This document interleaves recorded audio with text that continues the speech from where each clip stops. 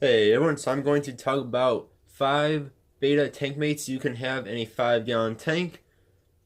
Now these are not in any particular order, but these are tank mates that I have had personally with betas before, or that I have read slash heard other people use with success with betas.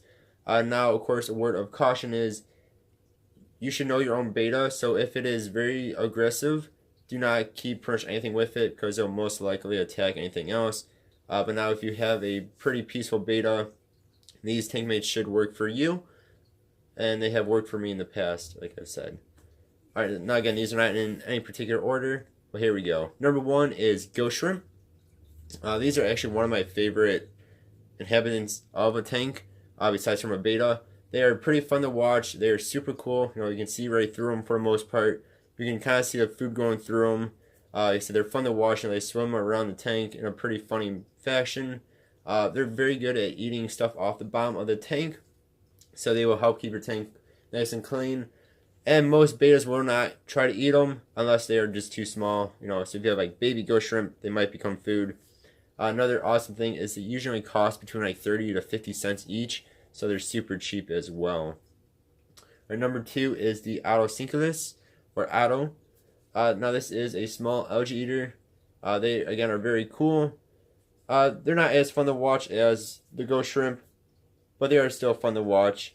Again, they only get there's like an inch or two somewhere in there. So they stay super small, but you should keep them in at least a group. Otherwise, they might stress out and stuff. Again, beta should not be picking on them, unless, of course, you have a very aggressive beta. And again, they'll help keep your tank clean, just like the ghost shrimp, but they will eat the algae off the sides of the tank and whatnot. Number 3 is snails. Now, these, again, are one of my personal favorite tank inhabitants, especially with betas. Now you can do, there's a whole bunch of different types of snails. My 2 personal favorites are the Nereids, which are my all-time favorite snail, and then also the apple snails or the mystery snails. Now the mystery snails do get quite a bit bigger than the Nereid snails, and they can also reproduce in your tank, which could mean you could end up with a bazillion snails, whereas Nereids will not reproduce in your tank. Their eggs just will not hatch in fresh water.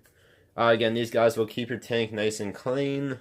If you ever looked at a snail's mouth when they're cleaning, it's actually rather funny looking. Yeah, again, they'll help clean up the algae. They'll eat a little bit of bottom, off the bottom every now and then.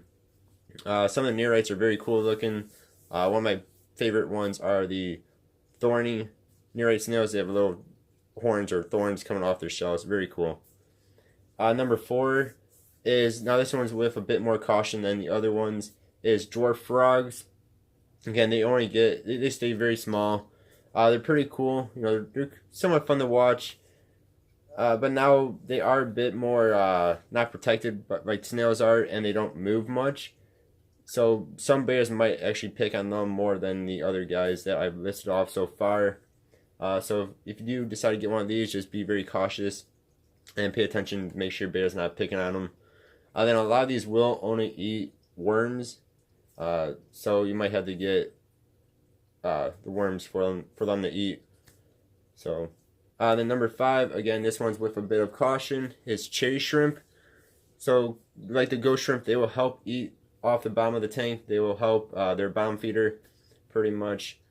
So help keep your tank a bit clean. But they do not get as big as the ghost shrimp, which means betas might be a bit more prone to eating them.